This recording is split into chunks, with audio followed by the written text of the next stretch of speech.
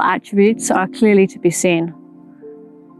Many of us have gone through a bit of suffering and hard times over the last few months.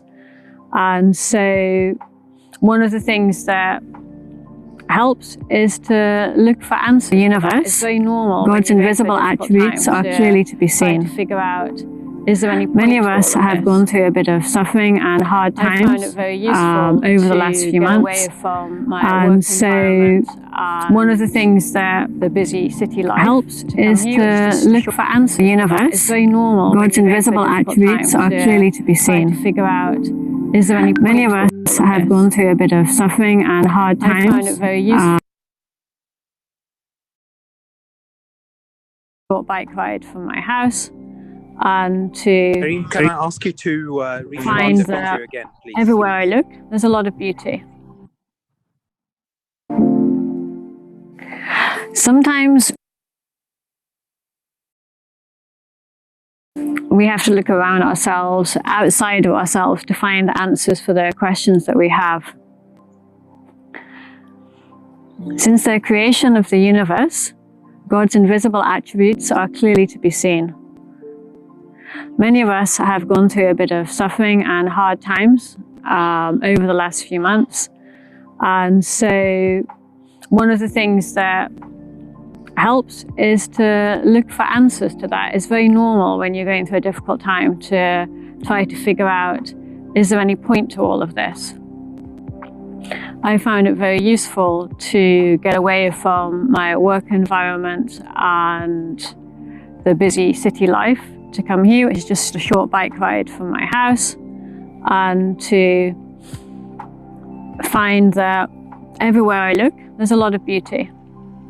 Sometimes if you're in a situation where you're seeing suffering, people being mean, maybe you're trying to help people and other people are not really appreciating that and letting you do your job, then you can look at something positive instead. We all find ourselves somewhere in the universe. And as the Bible says, the heavens declare the glory of God. So if you have some idea of God, or if you have no idea of God, you can still look outside yourself and think, is there any evidence? Is there anything that shows us that there's some higher power? Is there any evidence that there's a lot of good in the world? So here in Jack's Lake in Hadley Common, in the far north of Greater London, we can see there's a lot of good. There's a lot of beautiful wildlife. There's a grey heron, there's Egyptian geese, there's all kinds of ducks and waterfowl and butterflies and dragonflies. And when we look at all that kind of things, it's quite normal to wonder where they all came from and if there's a purpose to all of this. So I come here when I'm feeling stressed or when I just want to do a bit of exercise and have a look around and see it's really beautiful. There are beautiful humans that come here as well. You can say hello or good morning on the way past. And during the virus outbreak, we've had many governments close their churches, so we weren't able to pray in church as usual. And a lot of people who are very spiritual can pray very easily at home. As for me, I get distracted. So I used to come here to pray. And it's really beautiful, as you can see. And sometimes when you want to find answers to your questions, you come to a beautiful place, ask all the questions you have in your head, and you probably don't get answers straight away, but after you've got all that off your chest, then just look around and see, are there any answers to your questions right in front of you, right here and now? Maybe God's trying to talk to you in whatever situation you're in. Maybe there's some goodness going on that you haven't noticed because you've been distracted by the negativity that we see around us. And certainly there is evil in the world as well as good. And people wonder, how could there be evil? Did God create evil? Well, if you think about it, evil doesn't really need to be created. Evil is the result of somebody refusing to choose whatever is good. So if I see someone in need and I'm able to help and I have time to help and I don't help, that person experiences suffering as a result of my free will.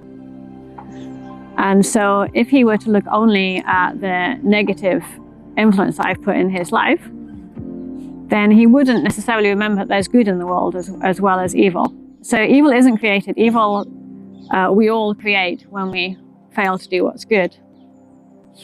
Another thing that I've noticed is that when there is some kind of emergency, people work really, really hard to help each other and to be good and to look inside themselves to find whatever they've got to help, to reach out. But there comes a point when that is exhausted because we're all human. We can't give infinitely without having some resources to draw on. Just like this lake here would not be here if there was no rain. So if you come to a place like this after a period that's been very dry, you see the lake levels going down and down and down and down, and it needs to be replenished. And the same way, we humans, we are made in the image of God, and we need to replenish the goodness that's inside ourselves by looking for God and looking for something that's going to give us goodness. We can only be kind if we know kindness. We can only forgive if we've been forgiven. And this is why when you look out in the nature around you, you can see that the things which are growing are continually being renewed. The water is continually filling the lake. The new fish are continually being born. All the species that are here are continually being renewed. And so we too need to be continually renewed. And when you come out to a place like this, it's the first step in thinking that maybe there's something out there. Maybe we need to look outside ourselves for the answers. And when we run out of answers and when our own goodness seems to be running short, we can call on God to say, are you there? Do you exist? Do you have any source of goodness you can give? Because the way to find God is to realize that we can't do it all ourselves. And I think a lot of people have been learning that there's a limit to what people can do by themselves. I've had some very interesting conversations with colleagues and clients at work over the last few months, because a lot of people have looked around themselves and seen that they're not in control. They can't just do what they like. They've been told to travel less. They have friends and relatives who've been sick. They've had to change their normal habits. And that's made them ask questions. What are we all here for? Maybe they thought we're all here just to eat, drink, and be merry. And of course, there's nothing wrong with enjoying life. But if you think about things a little bit more deeply, you realize that we are not only body, we contain spirit as well. We can sense when things are going wrong. We are pleased when things are going well. We respond to beauty. The beauty of God that's inside us is lifted up when we see the beauty around us. So I would like to encourage everyone to have a look around you. Think about whether or not there may be some answers to the questions that have been bugging you. Don't try to blot out all your questions just with lots of noise from music and entertainment, because that only gives a very faint covering over the discomfort that you're feeling inside.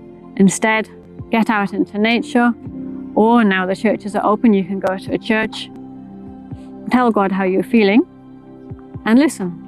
Listen, because He wants to speak to you. He wants to reach you. He is present everywhere, in all places. We don't have to lock God up in the church. He can be everywhere. He's invented the church as a nice place to find answers. And He's invented a whole hierarchy of people within the church who can gain instruction and hand down what they've been taught. He's encouraged the early Christians to write down very useful information in the Bible. This is a really big and wonderful source of knowledge. And if all this sounds too complicated for you, then just go out in the wonderful world around you and say, where are you, God?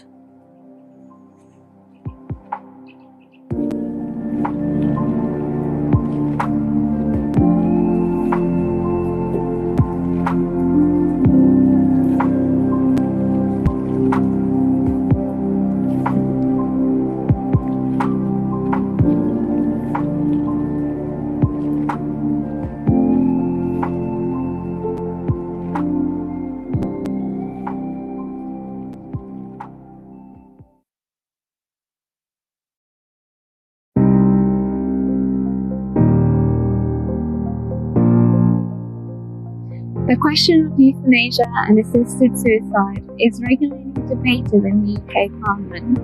Now that the British Medical Association has dropped their opposition in this regard, people are wondering whether it's only a matter of time before it is legalised in the UK.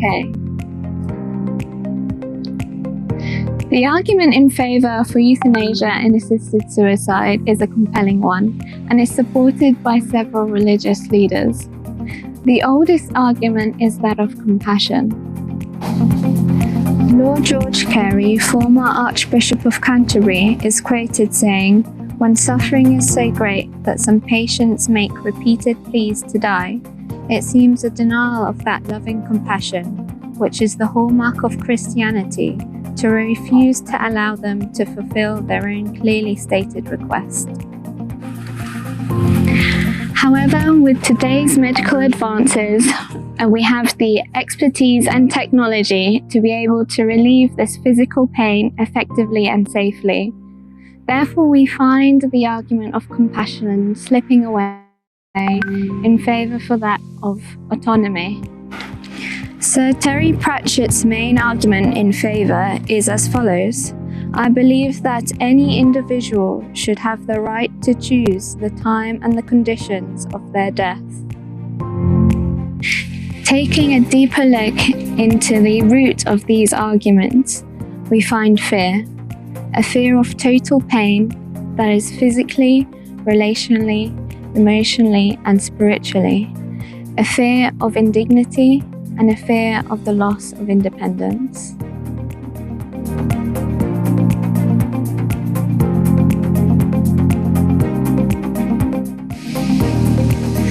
So what is the Christian response? The euthanasia debate highlights three fundamental questions. What is it to be human? What is freedom? And what is suffering? But first and foremost, we must never forget who and what we are talking about.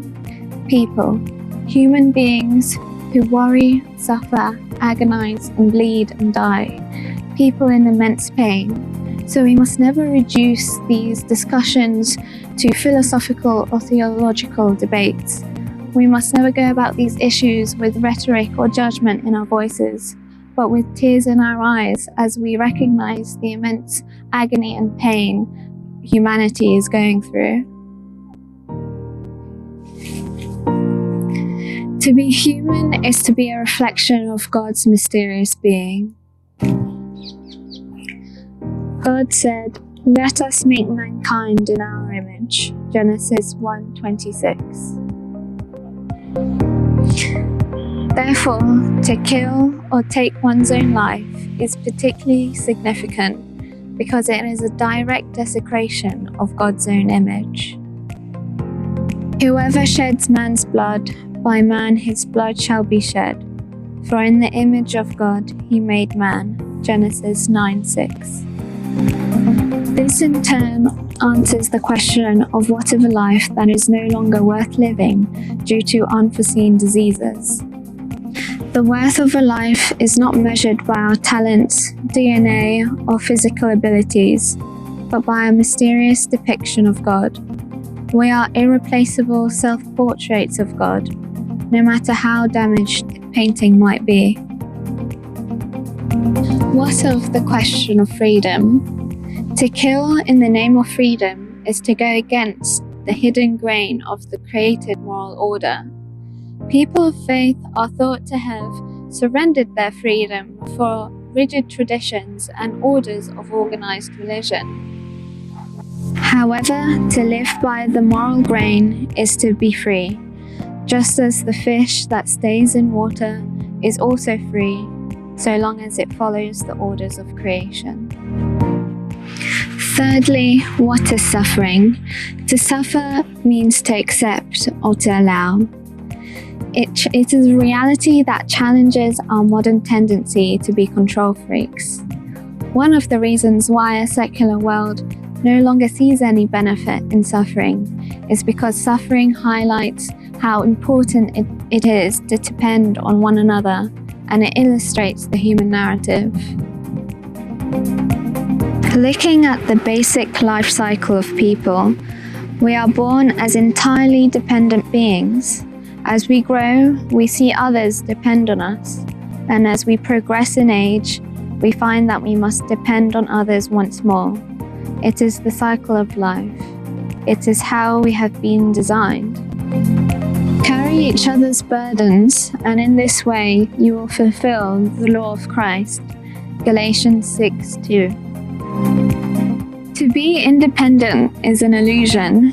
To depend on one another or a community should therefore by no means be something to fear or be ashamed of, but it is a commandment we must obey. This care for the vulnerable has been integrated into society through palliative care established by Christian doctor Dame Cicely Saunders in 1967.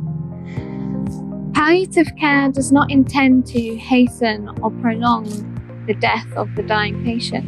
Instead, it allows the patient to focus on using the last few days, hours, and weeks to the maximum. You matter because you are you, and you matter to the end of your life. We will do all we can not only to help you die peacefully, but also to live until you die. Dame Cicely Saunders. She achieved this motto by addressing the fear of total pain. Physical aspects were dealt with through the right balance of safe painkillers. Relationships were contacted and restored on behalf of patients. Emotional comfort was addressed through talking therapy, counseling, and friendship.